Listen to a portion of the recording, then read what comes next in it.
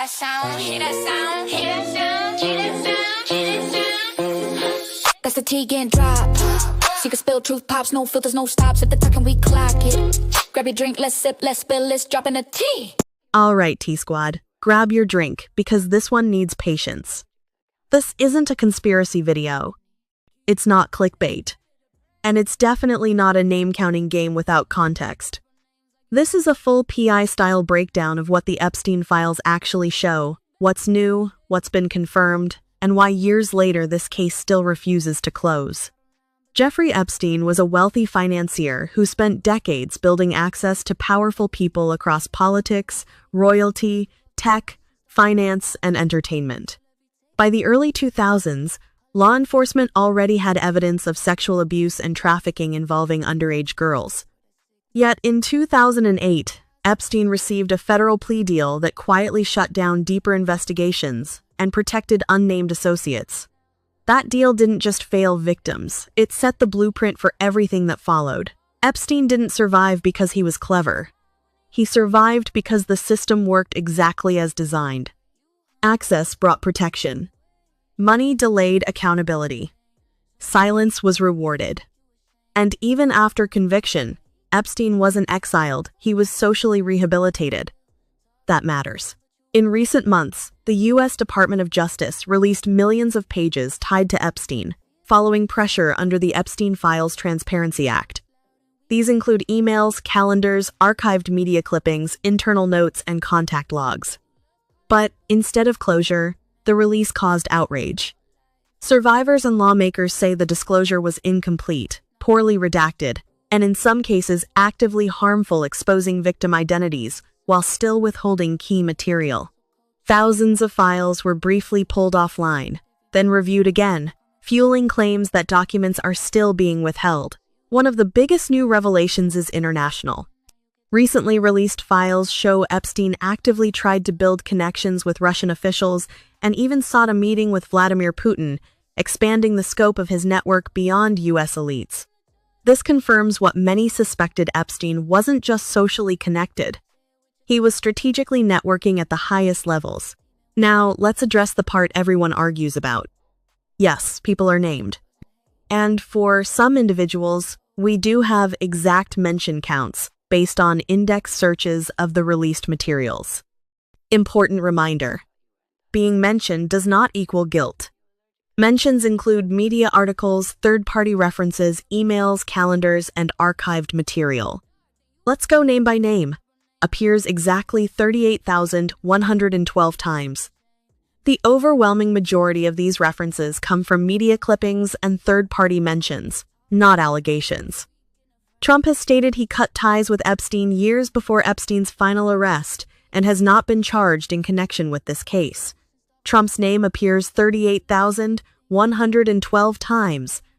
Most of those mentions come from archived news articles and third-party references included in the files, not allegations. Trump has said he cut ties with Epstein years before Epstein's final arrest, and there have been no charges connected to him in this case. Gates is mentioned 2,592 times. These references appear in emails, meeting discussions, and correspondence. Gates has publicly said he regrets the association and denies any wrongdoing. Hoffman's name appears 2,658 times, mainly through email chains and scheduling references. Thiel is mentioned 2,281 times, largely through correspondence and indirect references. Musk's name appears 1,116 times. Most of these are indirect mentions or third-party communications. Musk has denied wrongdoing and disputes the characterization of any contact. Metamerit appears 1,247 times. These references relate to correspondence that continued after Epstein's earlier conviction. She has publicly apologized and acknowledged poor judgment. Some individuals are confirmed to appear in the files, but no verified numerical count has been publicly released.